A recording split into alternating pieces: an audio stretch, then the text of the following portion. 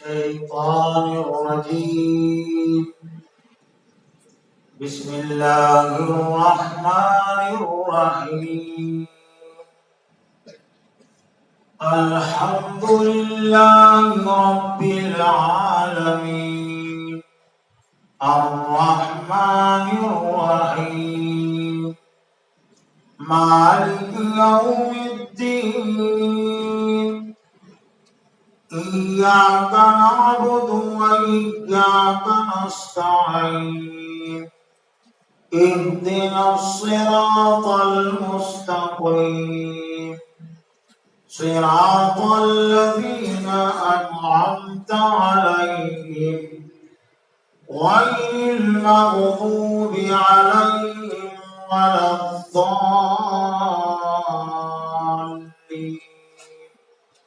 آمین. صدق اللہ العظیم.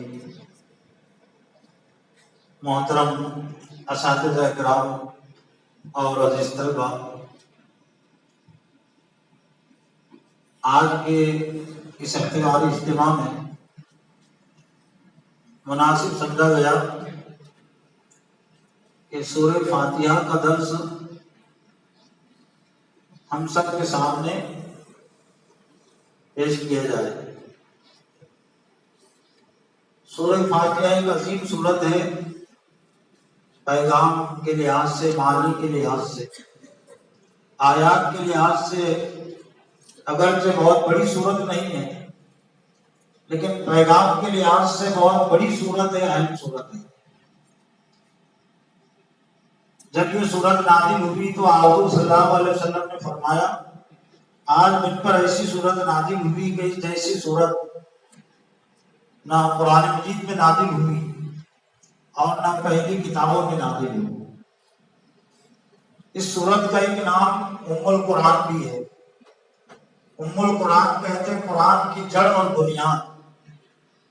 مطلب یہ کہ تفصیل کے ساتھ، وضاحت کے ساتھ جو باتیں قرآن مجید میں بیان ہوئی ہے وہ سب کے سب باتوں کا نچوڑ اور خلاصہ سورہ فاتحہ میں بیان کر دیا گیا. اسلام کے جو تین بنیادی عقیدے ہیں، عقیدہ توحید، عقیدہ رسالت اور عقیدہ آخرت، یہ تینوں عقیدے اس سورہ فاتحہ میں موجود ہیں.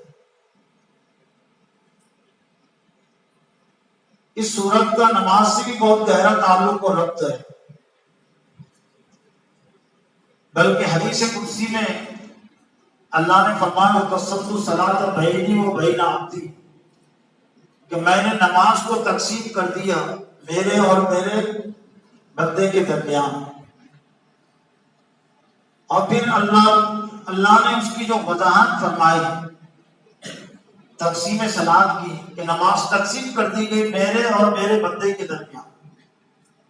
اور پھر اس وضاحت میں سورہ فاتحہ کی آیت حدیث قدسی میں پیش کی گئی کہ اذا قال العبد الحمدللہ، جب بندہ کہتا ہے الحمدللہ رب العالمین، تو اللہ فرماتا ہے اس کے جواب میں حمیدنی عبدی، میرے بندے نے میری حمد بیان کی. اور جب بندہ کہتا ہے الرحمن الرحیم، کہ بڑا مہربان نہایت رحم کرنے والا ہے اللہ، تو اللہ فرماتا ہے حسن علی عبدی، میرے بندے نے میری ثنا بیان کی. اور جب بندہ کہتا ہے مالک یوم الدین، کہ اللہ قیامت کے دن کا مالک ہے، تو اللہ فرماتا ہے کہ مجدنی عبدی، میرے بندے نے میری گزر کی بڑائی بیان کی. اور جب بندہ کہتا ہے ایاک نعبد و ایاک نستعین، جب تیری بندگی کرتے تجھی سے مدد چاہتے ہیں، تو اللہ فرماتا ہے کہ ہذا بینی و بین عبدی، یہ میرے اور میرے بندے کے درمیان میں ایک عہد ہے، ایک وعدہ ہے کہ بندہ اللہ سے بندگی کا وعدہ اور عہد کر رہا ہے، اور اللہ اس سے ایک طرح سے وعدہ کر رہا ہے کہ میں تیری مدد کروں گا. اور جب بندہ کہتا ہے اہدنا الصراط المستقیم صراط الذین انعمت علیہم غیر المغضوب علیہم ولا الضالین، ایک طرح سے دعا، تو اللہ فرماتا ہے کہ ولی عبدی ما سأل، میرے بندے کے لیے وہ ہے جو اس نے مجھ سے مانگا. فاتحہ کے معنی افتتاح اور آغاز کے. اس سورت کا ایک نام سورت الفاتحہ ہے. تو چونکہ قرآن مجید کی ترتیب کا آغاز اس سورت کے ذریعے سے ہوا. اس مناسبت سے اس کو سورت الفاتحہ کہتے ہیں. قرآن مجید کا آغاز کرنے والی سورت، افتتاح کرنے والی سورت. جس چیز کے ذریعے سے افتتاح ہوتا ہے یا کسی چیز کا آغاز ہوتا ہے وہ چیز بہت اہم ہوتی ہے، اور ایک طرح سے اس آغاز میں وہ تمام باتیں شامل ہوتی ہے جو اس چیز میں ہوتی ہے. تو اس کو ہم ایک طرح سے قرآن کا مقدمہ بھی کہہ سکتے کہ پورے قرآن مجید کا مقدمہ. اور ایک طرح سے قرآن مجید کے آغاز میں اللہ تعالیٰ نے سورہ فاتحہ کے ذریعے سے بتلا دیا ہر سورہ فاتحہ پڑھنے والے کو، سننے والے کو یا نماز پڑھنے والے کو کہ جو تم قرآن مجید اب پڑھو گے 23 پاروں کی صورت میں رکوعات کے لحاظ سے 540 رکوعات میں، آیات کے لحاظ سے 6600 آیات میں، اس سے کمی زیادتی میں، تو وہ پورے قرآن مجید کا خلاصہ اور نچوڑ اس صورت میں موجود ہے. اب ہمیں غور کرنا چاہیے کہ صورت میں اللہ تعالیٰ نے ہمیں کیا پیغام دیا ہے، اور اس طرح توجہ کرنا، اس پر غور کرنا اس لیے بھی ضروری ہے کہ یہ صورت ہر نماز کے لیے لازم قرار دی گئی. اللہ کے رسول فرمایا کہ لا صلاۃ لمن لم یقرأ بفاتحۃ الکتاب، کہ جس نے سورہ فاتحہ نہیں پڑھی اس کی نماز نہیں ہوگی. یہ پھر الگ دوسری بحث ہے کہ امام کے پیچھے پڑھنا ضروری ہے یا نہیں. امام حنیفہ کے علاوہ جو دوسرا ائمہ کرام کا اجتہاد ہے، ان کا اجتہاد تو یہ ہے کہ دوسرے مقتدیوں کے لیے بھی پڑھنا ضروری ہے. امام حنیفہ کا اجتہاد اس سلسلے میں یہ ہے کہ امام صاحب کی قرات وہ کافی ہے. جس طرح سے اور بھی سورتوں کی تلاوت کافی ہو جاتی ہے تو سورہ فاتحہ کی تلاوت بھی کافی ہے مقتدیوں کے لیے. اس بحث میں پڑھنے کی ضرورت ہے، لیکن یہ تو ماننے کی ضرورت ہے کہ امام تو بہرحال پڑھ ہی رہا ہے. مقتدیوں کی نماز چونکہ امام کی نماز کے تابع ہوتی ہے، اس لیے امام کی نماز میں سورہ فاتحہ پائی گئی. باقی آیتوں سورتوں کے سلسلے میں تو ہمیں اختیار دیا گیا، آزادی دی گئی کہ جو چاہے ہم سورت پڑھے، لیکن سورہ فاتحہ لازماً پڑھے، ضرور پڑھے. اسے بخوبی سمجھ سکتے ہیں کہ تعلیم اور تربیت کے لحاظ سے، اسلام کو سمجھنے کے لحاظ سے یا نماز کو سمجھنے کے لحاظ سے، اس سے جڑنے کے لحاظ سے سورہ فاتحہ کتنی اہم سورت ہے. الحمدللہ رب العالمین، تمام تعریفیں اللہ کے لیے ہیں جو تمام جہانوں کا رب ہے. پہلی آیت میں اللہ تعالیٰ نے وہ بات ارشاد فرمائی جو اس پوری کائنات کی آواز ہے، اس کائنات کی صدا ہے. یہ چاند و سورج کی صدا ہے الحمدللہ رب العالمین.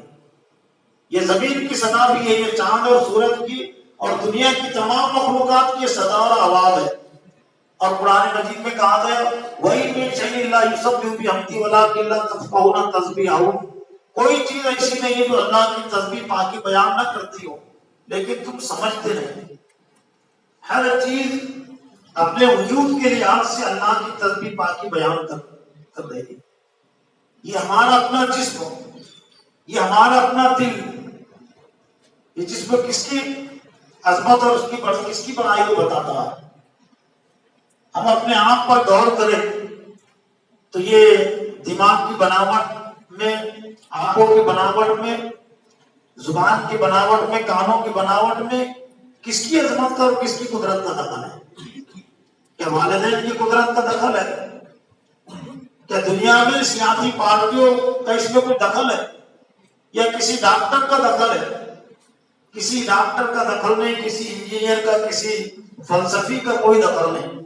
تو گویا کہ انسان کا جو اپنا وجود ہے تو وہ بھی اللہ کی تسبیح پاکی بیان کرتا ہے. چاند و سورج کو ہم دیکھیں، زمین کو دیکھنے کے بعد کس کی طرف نظر جاتی ہے؟ زمین کا موجد کون ہے؟ دنیا میں جو چیزیں بنی ہوئی ہیں، سائیکل کو دیکھنے کے بعد تو سائیکل کا جو موجد ہے اس پر نظر جاتی ہے.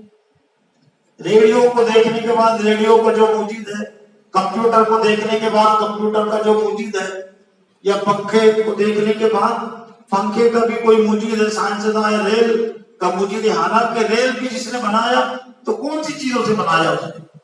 जो अल्लाह की पैदा की हुई चीजें थी। कंप्यूटर में कौन सी चीजें इस्तेमाल हुई? जो कंप्यूटर का एक मुजीद है, तो जो उसमें चीजें मौजूद है, एक भी चीज वो कंप्यूटर के मुजीद ने, साइंसदान ने नहीं बनाई, तो अल्लाह की बनाई गई थी ना। ये लोहा अल्लाह का बनाया हुआ है, पीतल अल्लाह का बनाया हुआ है, और दुनिया में जितने आलात हैं, जितनी चीजें हैं, जानदार चीजें, बेजान चीजें, वो सब के सब अल्लाह की बनाई हुई है। तो जमीन को देखने के बाद अल्लाह के अलावा किसी और पर नजर नहीं जा सकती। सूरज को देखने के बाद, आसमान को देखने के बाद, ये आसमान किसकी अजमत को बताता है, किसकी अजमत को दिखाता है?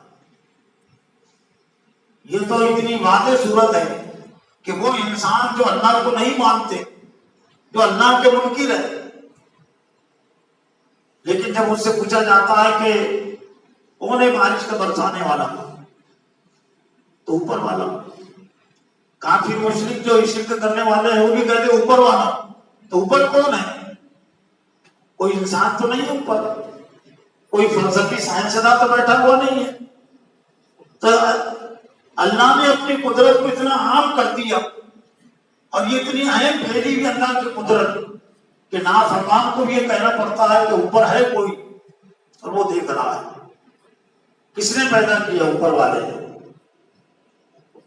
लेकिन इसमें जो कमी रह जाती है वो ये कि ऊपर वाले की मर्जी क्या है, ये जानने की तलब और जुस्तजू नहीं है इंसान में। और सूरह फातिहा के जरिए से और इस्लाम के जरिए से अल्लाह ताला ने इसी तलब और जुस्तजू का जज्बा पैदा किया कि जिस अल्लाह ने आसमान को पैदा किया, जमीन को पैदा किया, चांद और सूरज को पैदा किया, तो अब ये भी देखना चाहिए कि उसकी मर्जी क्या है, वो किस चीज से खुश होता है, किस चीज से वो नाराज होता है। उसके लिए अल्लाह ताला ने अंबिया को भेजा और ये किताबें नाज़िल की। तो तमाम तारीफें अल्लाह के लिए हैं, रब्बिल आलमीन, जो तमाम जहानों का रब है। अल्लाह ने पहली आयत में अपनी वो सिफत बयान की जो तमाम सिफात का निचोड़ और खुलासा अपने अंदर लिए हुए। जिस तरह से सूरह फातिहा ये पूरे कुरान मजीद का निचोड़ और खुलासा अपने अंदर लिए हुए हैं। तो अल्लाह की जो सिफत रब है, तो सिफत रब ये अल्लाह की जो 99 सिफात है, उन 99 सिफात का निचोड़ और खुलासा सिफत रब में। अल्लाह को रब मानने का मतलब ये कि हर लिहाज से अल्लाह को बड़ा मान लेना, हर लिहाज से अल्लाह ताला को अजीम और बरतर मानना। और अल्लाह ने अपना जो तारुफ कुरान मजीद में पेश किया वो रबी की हैसियत से पेश किया। और सबसे पहला तकाज़ा और मुतालबा अल्लाह ताला ने जो इंसानों से किया वो यही है कि उबुदू रब्बकुम, बंदगी करो अपने रब की। या अय्युहन्नास उबुदू रब्बकुमुल्लज़ी खलक़कुम, ऐ इंसानों बंदगी करो अपने रब की। सिर्फ उबुदुल्लाह की बात नहीं कही गई, अल्लाह की बंदगी की बात नहीं कही गई। उबुदू रब्बकुम, बंदगी करो अपने रब की, गुलामी करो अपने रब की। अल्लाह को अल्लाह मुशरिकीन मक्का भी मानते थे, और कुरान मजीद में उनके अकीदे का तज़किरा है कि अगर आप इनसे पूछे कि आसमान और जमीन को किसने पैदा किया, चांद और सूरज को किसने पैदा किया, तो अल्लाह ने फरमाया फसयक़ूलून अल्लाह, तो कहेंगे अल्लाह ने पैदा किया। तो अल्लाह को अल्लाह मान लेना काफी नहीं है, अल्लाह को रब मानना जरूरी है। और अल्लाह को अल्लाह मानने में और अल्लाह को रब मानने में बहुत ज्यादा फर्क है। अल्लाह अल्लाह का जाती नाम है, अगरचे उसमें भी माबूद होने के माना शामिल है। इलाह से लफ्ज अल्लाह बना है, ला इलाह में है ना, तो अल इलाह इलाह से उसी से अल्लाह लफ्ज अल्लाह बना है। लेकिन खुसूसियत के साथ सिफत रब में अल्लाह की जो रुबूबियत, अल्लाह की जो बड़ाई है, लाज़मी तौर से शामिल है। यही वजह है कि सबसे पहला जो तारुफ अल्लाह ने कुरान मजीद में पेश किया वो नबी का पेश किया। सबसे पहली आयत सूरह अलग की इब्तिदाई आयत से नाज़िल होने वाला, इक़रा बिस्मि रब्बिकल लज़ी खलक़, पढ़िए अपने रब के नाम से जिसने तुम्हें पैदा किया। वो यह कि कुरान के नुज़ूल का जो आदाब है वो अल्लाह के रब होने के तारुफ से, کہ رب کے تعارف سے قرآن مجید کے نزول کا آغاز ہوتا ہے، اقرا بسم ربک، پڑھیے اپنے رب کے نام سے۔ عالم ارواح میں ہمارے پیدا ہونے سے پہلے ایک عہد اللہ نے ہم سے کیا، تمام انسانوں سے کیا۔ اس عہد کا تذکرہ قرآن مجید میں اسے عہد الستو بھی کہتے ہیں۔ عالم ارواح میں لیا جانے والا عہد بھی اس کو کہتے ہیں۔ اس عہد میں بھی اللہ کی ربوبیت ہی کا عہد ہے۔ وَإِذْ أَخَذَ رَبُّكَ مِن بَنِي آدَمَ مِن ظُهُورِهِمْ ذُرِّيَّتَهُمْ وَأَشْهَدَهُمْ عَلَىٰ أَنفُسِهِمْ أَلَسْتُ بِرَبِّكُمْ قَالُوا بَلَىٰ۔ وہ وقت یاد کرو جب اللہ نے حضرت آدم علیہ السلام کی پشت سے ان کی ذریت کو، ان کے اولاد کو نکالا۔ قیامت تک جتنی روحیں پیدا ہونے والی تھی، جتنے انسان پیدا ہونے والے تھے، اللہ نے ان تمام لوگوں کو جمع کیا اور ان کے سامنے سوال کیا، أَلَسْتُ بِرَبِّكُمْ، أَلَسْتُ باللہ کی بات نہیں تھی کہ کیا میں اللہ نہیں ہوں، أَلَسْتُ بِرَبِّكُمْ، کیا میں تمہارا رب نہیں ہوں؟ تو تمام لوگوں نے جواب دیا کہ قالوا بھلا، آپ ہی ہمارے رب ہیں۔ اور اسی رب کی یاد دہی کے لیے ایسا لگتا ہے کہ قرآن مجید کی سب سے پہلی آیت نازل ہوئی اقرا بسم ربک، اور ایسا لگتا ہے کہ یہ عہد ہم کو ہر وقت یاد رہے، تو اللہ تعالیٰ نے اس سورت کی پہلی آیت میں اس کو بیان کر دیا، شامل کر دیا، جو ہر نماز کی ہر رکعت میں پڑھی جانے والی سورت ہے۔ ہر نماز کی ہر رکعت میں پڑھی جانے والی سورت، اور اس سورت کی پہلی آیت میں اللہ کے رب ہونے کا تعارف، الحمدللہ رب العالمین، تمام تعریف اللہ کے لیے جو تمام جہانوں کا رب ہے۔ اور جب ہم یہاں سے مر جائیں گے آخرت کی زندگی میں، تو عالم برزخ کی زندگی میں ہم سے جو سوالات ہونے والے ہیں، تو ان میں سے ایک اہم سوال ہوگا، من ربک، تیرا رب کون ہے؟ من اللہ کا سوال نہیں ہوگا، اللہ کون ہے کا سوال نہیں ہوگا، من ربک، تیرا رب کون ہے؟ کس کو رب مان کر تو نے زندگی گزار دی؟ رب کہتے فرما روا کو، رب کہتے حکمراں کو، رب کہتے قانون ساز کو۔ عربی میں جو رب کا جو لفظ ہے وہ سیاسی لیڈران کے لیے استعمال ہوا ہے، فرما رواؤں کے لیے استعمال ہوا ہے، اس لیے کہ انہوں نے بھی قانون بنایا تھا ایک، جبکہ جھوٹا قانون تھا۔ رب صرف ایک ہی ہے، لیکن کسی کو فرما روا مان لینا، قانون ساز مان لینا، ایک طرح سے اس کو اپنا رب مان لینا، اور اسی کا نام ہے اللہ کی ربوبیت میں شرک۔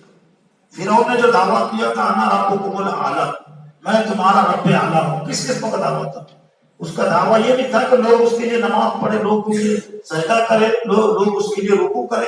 اس کا دعویٰ صرف یہ تھا کہ لوگ اس کو قانون سازی کے لیے آتے، فرما روائی کے لیے آتے، بڑا مانے۔ لیکن اس نے اپنے دعوے کو جس نے الفاظ بیان کیا، انا ربکم الاعلی، میں تمہارا رب اعلیٰ ہوں۔ لیکن موسیٰ علیہ السلام کی جو دعوت تھی، رب اعلیٰ، رب عظیم صرف اللہ ہے۔ سورہ یوسف میں 3-4 مقامات پر رب کی نسبت مصر کے بادشاہ کی طرف کی گئی۔ کیوں کی گئی؟ مصر کے لوگ مصر کے بادشاہ کو فرما روا سمجھتے تھے، قانون ساز سمجھتے تھے، حکمراں سمجھتے تھے۔ وہ تفصیل کا موقع نہیں، لیکن ثبوت کے طور پر جب کہ حضرت یوسف علیہ السلام نے وہ 2 نوجوان قیدیوں نے جو خواب دیکھا تھا، خواب کی تعبیر یوسف علیہ السلام کو انہیں پوچھی تھی، تو یوسف علیہ السلام نے تعبیر میں کہا تھا کہ اما احدکما فیسقی ربہ خمرا، اس سے بھی رب کا مفہوم واضح ہو جاتا ہے کہ رب عربی میں کہتے کس کو ہے؟ اما احدکما فیسقی ربہ خمرا، سورہ یوسف کی آیت نمبر 41، تم دونوں میں سے ایک اپنے رب کو شراب پلائے گا، یعنی ریا ہو کر چلا جائے گا، اور بادشاہ اس کو جو خدمت پہلے تھی حاصل، وہ خدمت اس کو مل جائے گی۔ اور جب قاسم رہائی کا پیغام لے کر پہنچا تو اس موقع پر بھی حضرت یوسف علیہ السلام نے کہا تھا کہ ارجع الی ربک، لوٹ جا تیرے رب کی طرف، فاسألوا ما بال نسوۃ اللاتí قطعن ایدیہن، اور ان عورتوں کے متعلق تحقیق کرو جنہوں نے اپنے ہاتھ کاٹ لیے تھے، ان کی حقیقت کیا تھی۔ یہود و نصارہ کے جو جرائم قرآن مجید میں بیان ہوئے ہیں، ان میں سے ان کا ایک اہم جرم یہ تھا کہ لعنۃ اللہ عنا یؤفکون اتخذوا احبارهم ورهبانهم اربابا من دون اللہ، اللہ کی لعنت اور مار پھٹکارو یہود و نصارہ پر کہ انہوں نے اپنے عالموں اور اپنے عابدوں و مشائخ کو رب بنا دیا اللہ کو چھوڑ کر۔ رب کی جمع ارباب، تو کس معنی میں انہوں نے بنایا تھا؟ اپنے علماء کو، اپنے مشائخ کو حلال و حرام کا مالک سمجھتے تھے، جو فتوے دیتے تھے بغیر دلیل کے مان لیتے تھے، کسی چیز کو حرام قرار دیتے تھے تو بغیر دلیل کے حرام مان لیتے تھے، کسی چیز کو حلال قرار دیتے تھے تو بغیر دلیل کے حرام مان لیتے تھے. اور یہ مقام اور یہ حیثیت کسی کو دے دینا، اس کو اپنا رب مان لینا ہے.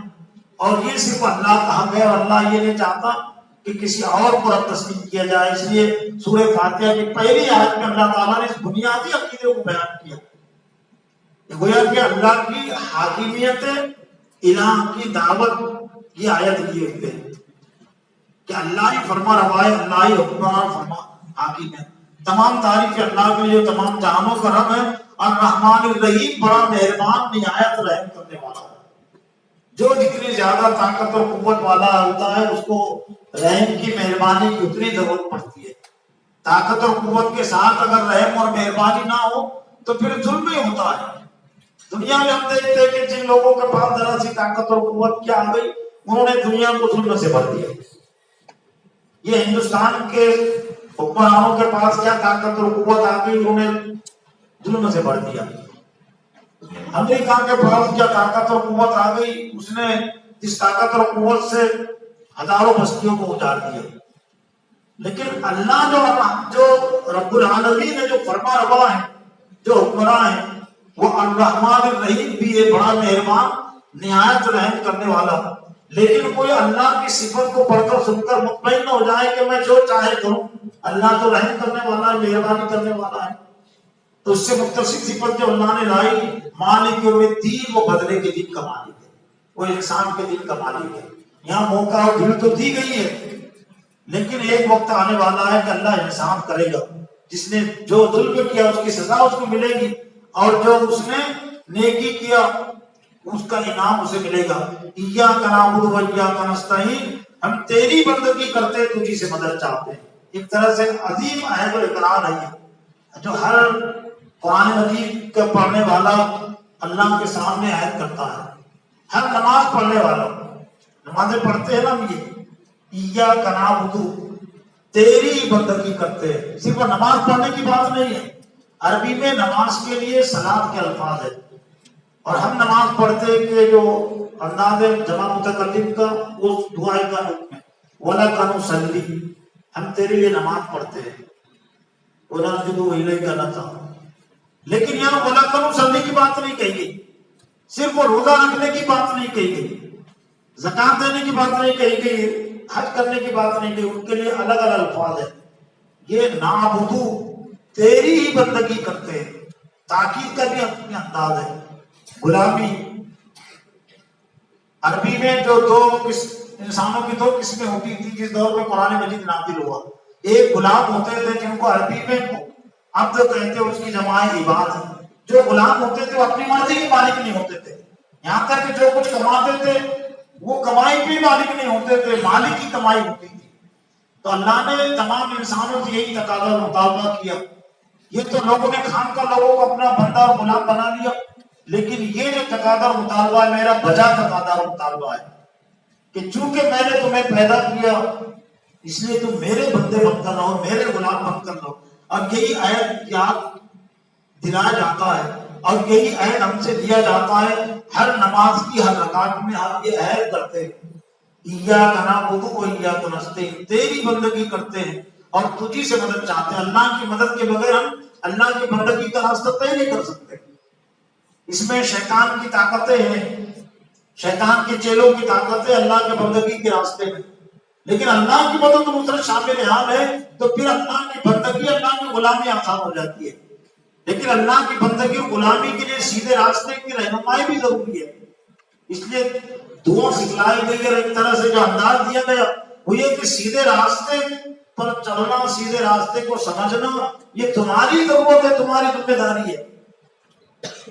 اللہ نے اس کو اپنی ضرورت نہیں قرار دیا. اللہ بے نیاز ہے، غنی ہے.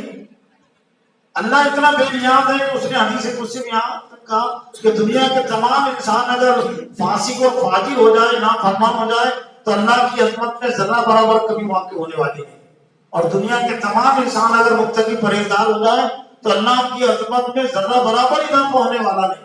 اس لیے جو انداز دیا گیا وہ ہماری محتاجی کا انداز ہے، ہمارے سوال کا مانگنے کا انداز ہے، ہم مانگ رہے ہیں اہدنا الصراط المستقیم، اور جب تک کہ ہمارے اندر طلب نہ پیدا ہو، بے طلب کو ہدایت نہیں ملتی، اور طلب کے ساتھ مان کے ساتھ جو چیز ملتی ہے، جو چیز حاصل ہوتی ہے، اس کی قدر ہوتی ہے۔ اہدنا الصراط المستقیم، تو ہمیں سیدھے راستے کی ہدایت دے، سیدھے راستے کی رہنمائی کر دے۔ اور اللہ تعالیٰ نے سیدھے راستے کی طرف سے ہماری رہنمائی کر دی۔ چنانچہ تمام مفسرین یہ بات لکھی کہ ہم نے سورہ فاتحہ میں جو اللہ سے ہدایت کی دعا مانگی، اللہ نے اس کو سن لیا، اور سورہ بقرہ کہاں سے شروع ہوتی ہے؟ یہ ولدالین پر سورہ فاتحہ ختم ہو رہی ہے، اور ہماری دعا بھی ایک طرح سے ختم ہو رہی ہے۔ اور سورہ بقرہ کا آغاز کہاں سے؟ الف لام میم ذالک الکتاب، دونوں میں ترتیب ہے، دونوں میں بہت گہرا تعلق ہے کہ ولدالین پر ہماری دعا ختم ہوئی تو اللہ تعالیٰ نے طرف سے کہہ دیا کہ اے میرے بندو، ابھی ابھی تم نے جو مجھ سے دعا کی، سیدھے راستے کی اور گمراہی سے بچنے کی، تو ذالک الکتاب لا ریب فیہ، وہ کتاب ہے جس میں کوئی شک و شبہ نہیں۔ لیکن اب ہمیں دیکھنا چاہے کہ کتنے ہیں جنہوں نے اپنی کچھ دعا کو قبول کیا۔ اگر ہم ذالک الکتاب لا ریب فیہ کی طرف اگر نہیں آتے ہیں، اس کو نہیں سمجھتے ہیں، اس پر عمل نہیں کرتے، تو ہم نے اپنی دعا کو قبول نہیں کیا۔ اہدنا الصراط المستقیم کو ہم کو سیدھے راستے کی ہدایت دیں، پھر سیدھے راستے کے سمجھنے میں کوئی دقت دشواری پیش نہ آئے، اللہ نے ایک مثال کے ذریعے سے اس کو اور واضح کر دیا۔ صراط الذین انعمت علیہم، ان لوگوں کا راستہ جن پر تو نے انعام کیا۔ اور کون ہے اللہ کے انعام یافتہ؟ خود قرآن مجید میں اللہ نے فرمایا وَمَن يُطِعِ اللَّهَ وَرَسُولَهُ فَأُولَٰئِكَ مَعَ الَّذِينَ أَنْعَمَ اللَّهُ عَلَيْهِم مِّنَ النَّبِيِّينَ وَالصِّدِّيقِينَ وَالشُّهَدَاءِ وَالصَّالِحِينَ۔ اللہ کے انعام یافتہ بندے انبیاء ہیں، صدیقین ہیں، شہداء، صالحین۔ صدیقین کہتے ہیں جنہوں نے انبیاء کی تعلیمات کی تائید اور تصدیق کی، والشہداء جنہوں نے اللہ کی راہ میں جانیں دی، والصالحین اور جنہوں نے قرآن حدیث کی روشنی میں زندگیاں گزاری، اللہ کے احکام کے مطابق، تو ان کو صالحین کہتے ہیں۔ تو اب بات اس لحاظ سے بڑی ہو گئی کہ ہر نمازی ہر رکعت میں 4 قسم کے افراد کی اتباع اور پیروی کی دعا کر رہا ہے۔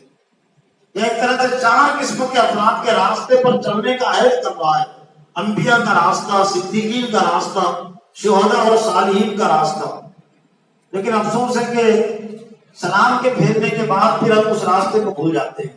اب کس راستے میں 2 طرح کے راستے ہوتے ہیں، ایک تو سیدھا راستہ اور ایک غلط راستہ۔ تو غلط راستے سے بچنے کی ہم دعا کر رہے ہیں، اللہ تعالیٰ نے غیر المغضوب علیہم ولا الضالین کے ذریعے سے اس کو واضح کر دیا۔ کن لوگوں کے راستے سے تمہیں بچنا چاہیے اور کن لوگوں کے راستے سے ہم بچنے کی دعا کر رہے ہیں، نہ کہ ان لوگوں کا راستہ ہم کو دکھا اور بتا جن پر تیرا غضب نازل ہوا، غصہ نازل ہوا، اور جو گمراہ ہو گئے، اور نہ گمراہ لوگوں کا راستہ۔ تمام کے تمام اس میں یہود بھی آتے ہیں، نصارہ آتے ہیں، مشرکین آتے ہیں، اور جن کی بھی زندگی قرآن حدیث کے مطابق نہیں ہے، وہ سب کے سب مغضوب میں اور ضالین میں آتے ہیں۔ وہ تمام پارٹیاں بھی جن پارٹیوں کی پالیسی اور پروگرام قرآن حدیث کے مطابق نہیں ہے، وہ تو یا تو مغضوب میں آتی ہے، ضالین میں آتی ہے، راستے سے بھٹکے ہوئے افراد۔ اب ہر نمازی یہ ایسے تمام لوگوں کے راستے سے دور رہنے کا عہد کر رہا ہے، بچنے کی دعا کر رہا ہے کہ میں ان لوگوں کے راستے پر نہیں چلتا، میں ان کے پیچھے نہیں چلتا ہوں۔ لیکن افسوس ہے کہ نماز کے ختم ہونے کے بعد، سلام کے پھیرنے کے بعد، زیادہ تر مسلمان اور زیادہ تر نمازی بھی ان لوگوں کے پیچھے چلتے ہیں جو راستے سے بھٹکے ہوئے، ان پارٹیوں کے پیچھے چلتے ہیں جن پارٹیوں کی پالیسی قرآن حدیث کے مطابق نہیں ہے، بلکہ قرآنی لحاظ سے، نماز کے لحاظ سے ضالین میں آتی ہے۔ تو محترم اساتذہ کرام اور عزیز طلبہ، یہ سورہ فاتحہ کے حوالے سے مختصر باتیں ہمارے سامنے آئی۔ ایک طرح سے خلاصہ درس، سورہ فاتحہ کا جو مکمل درس ہے وہ آدھے گھنٹے میں، پون گھنٹے میں نہیں دیا جا سکتا۔ میرا اپنا احساس و تجزیہ کہ کم از کم 2-2.5 گھنٹے میں سورہ فاتحہ کا مکمل درس دیا جا سکتا ہے۔ دیکھیے خلاصہ درس آپ کے سامنے پیش کیا گیا، لیکن اگر ہمارے اندر طلب اور جستجو ہے تو یہ سورہ فاتحہ کا خلاصہ درس بھی ہماری ہدایت کے لیے، نصیحت کے لیے کافی ہو جائے۔ اللہ سے دعا ہے کہ اللہ تعالیٰ ہمیں سورہ فاتحہ کے پیغام کو سمجھنے اور پر عمل کرنے، دوسروں تک پہنچانے کی توفیق عطا فرمائے۔ ربنا تقبل منا انک انت السمیع العلیم وتب علینا انک انت التواب الرحیم۔